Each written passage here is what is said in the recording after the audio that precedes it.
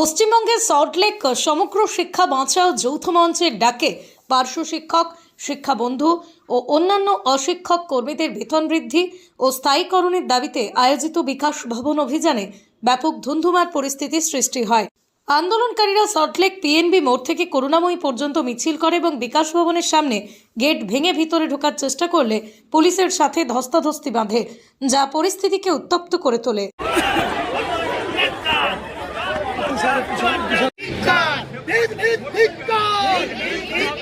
মমতা ব্যানার্জি ধিক্কার,